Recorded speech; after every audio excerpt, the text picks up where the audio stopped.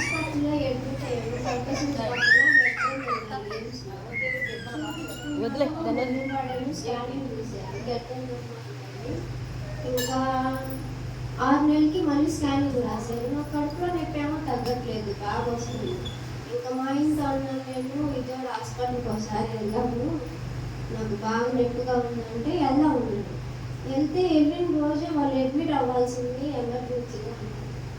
మళ్ళీ బయటకు వచ్చి అడ్మిట్ అవ్వాలంటున్నారు. బాగా అంటే ఏం చేద్దాం ఉన్నాను. మా నాన్న ఫోన్ చేసి, ఏం వద్దమ్మా, ఏం కాదు, ముందు అడ్మిట్ అవ్వు, ఏం అవసరం లేదు, ఏమి ఆడవద్దు, అసలు అడ్మిట్ అవ్వు, డబ్బులు కావాలి కదన్నా, మరి ఆపరేషన్ అట్లా అంటే ఏం వద్దమ్మా, నువ్వు ముందు అడ్మిట్ అవ్వు, నేను వస్తాను అని అన్నాడు. అడ్మిట్ అయ్యాను. అది ముక్క ఆపరేషన్ చేయాలన్నాను. బ్లడ్ టెస్ట్లు అన్నీ చేసేయాలని నార్మల్గానే ఉన్నాయి. 3 రోజులకి మళ్ళీ ముక్క ఆపరేషన్ అవసరం లేదమ్మా, నీకు ఆపరేషన్ కూడా పడదు, నీకు అన్నీ బాగానే ఉండే రిపోర్ట్లు, చిన్న వయసు మేడం 3 రోజులుగా ఆలోచించింది, నీకు ముక్క ఆపరేషన్ పడదమ్మా, మామూలు పెద్ద ఆపరేషన్ కూడా పడదు, అసలుకే నువ్వు దేనికి భయపడద్దు, నువ్వు చిన్న వయసు, నీకేం కాదమ్మా, నువ్వు అసలుకి ఏం భయపడాల్సిన అవసరం కూడా లేదు. మళ్ళీ 2 నెలలకి మందులు ఇచ్చాడు. అది ఆ మందులు వాడినాక 2 నెలలకి స్కానింగ్ చేద్దామమ్మా, అది కరిగిపోయింది, కరిగిపోకపోతే 5 సంవత్సరాల దాకా నీకు ఇబ్బంది ఏం లేదు, అవసరమైతే అప్పుడు చూసుకుందాము, అప్పటికి నీకు 30 సంవత్సరాలు 30 అవుతుంది, అప్పటికి ఏం కాదు, నీకు అవసరమైతే పడితే చూద్దాము అన్నాడు. ఇంకా నేను హాస్పిటల్ నుంచి మా నాన్నగారు మా ఇంటికి తీసుకెళ్ళిన కాడ నుంచి నా కాళ్ళు చేతులు లాక్కుపోతుంది, ఏడుతున్నాను, లాక్కుపోతుంది. మొక్కాయి ప్రార్థన చేసి నూనె బాగా మొత్తం వేసింది, అయినా కానీ తగ్గట్లేదు. ప్రార్థన చేస్తుంది. ఇంకా తెల్లారిగట్ట 4 మా ఆయన ఫోన్ చేసింది, బాగా కాళ్ళు చేతులు లాక్కుపోతే నేను నా దగ్గరికి రా బాగా అని ఏమిటో ఫోన్ చేస్తే, అయితే 5 నిమిషాలు నా దగ్గరికి వచ్చేసాడు.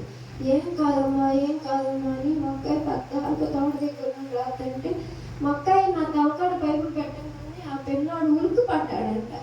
మొక్కాయికి మళ్ళీ మా నాన్నకి పొద్దున్నే గురువారం రోజు పొద్దున్నే మా నాన్నకి, అమ్మాయికి ఇంత తేడాగా ఉంది నాన్న, కాలు చేష్టలాగానే ఉన్నాయి అని అంటే, మా నాన్న తెలియదుగా ఇంకా ఏం చేద్దామమ్మా అంటే, అందులోకి మొన్న ఫోన్ చేసాడు, ఏం చేసేది ఇందులో ఎక్కడికి తీసుకురా, నేను ప్రార్థన చేపిస్తాను, పిల్లని ఏడే ఉంచుకుంటాను, అమ్మని ఎక్కడ ఆకుండా పిల్లని ఎక్కడికి తీసుకురాను ముందులా అంటాడు. బాగా ఇంకా ఎట్లా పడితే అట్లా మాట్లాడుతున్నానంట, పడిపోతున్నాను. నేను అక్కడ దైవజన్ దగ్గరికి వెళ్ళి ప్రార్థన చేపిస్తే పడిపోయినాక ఆయన మళ్ళీ ప్రార్థనకు తీసుకురావాలి సాయంత్రం అన్నాడు.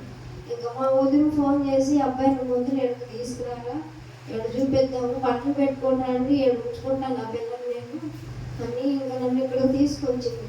ఇక్కడికి తీసుకొచ్చినాక బాగా కడుపు నొప్పితో అయ్యగారి చేత ప్రార్థన చేయించాను, పడిపోయానంట. అమ్మగారు కూడా ప్రార్థన చేసింది. మళ్ళీ ఆ తెల్లారి పొద్దున్నే ఉదయం అయ్యగారు వచ్చి నాకు ప్రార్థన చేసేది. అయినా కానీ అలాగే ఉంది.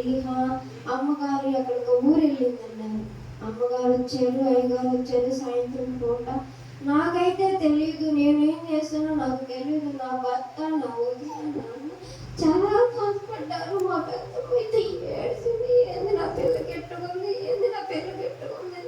ఇదంతా కొట్లాడానంట. నాకు అసలు ఏమి తెలియదు. నా భర్త ఏమో ఏందమ్మా అన్నాడు. కాసేపు ఏమో నా భర్త మీద కలబడుతున్నానంట, అసలు ఎట్టబడితే అట్ట చేస్తున్నానంట. నాకు అసలు ఏమి తెలియట్లా.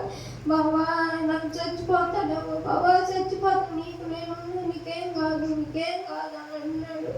నన్ను ఇక్కడ నిన్న ఉదయం ఉపవాసంతో రామన్నారు. ఏం తినకుండా ఉపవాసంతో నేను ఎడుకొచ్చాను. ఆ సైతాన్ని తోలు కొట్టారు. నన్ను మీ ప్రార్థన చేస్తాను, మీ మహిమ చేస్తాను, నేను ఇంత సాక్షిగా నిలబడ్డానంటే మీరు ఇచ్చిన కృపే. నాకు పాస్టర్ గారు నాకు ఎంత ధన్యత ఇచ్చారు. నేను ఇట్లా ఉంటానని అస్సలు కనుకోలేదు. రాత్రి మళ్ళీ కాలు నొప్పులు వచ్చి 12 నుంచి నా భర్త 3 వాక్యం చదువుకోమన్నాడు. 3 నుంచి 4 దాకా నేను వాక్యం చదువుకోవాలి.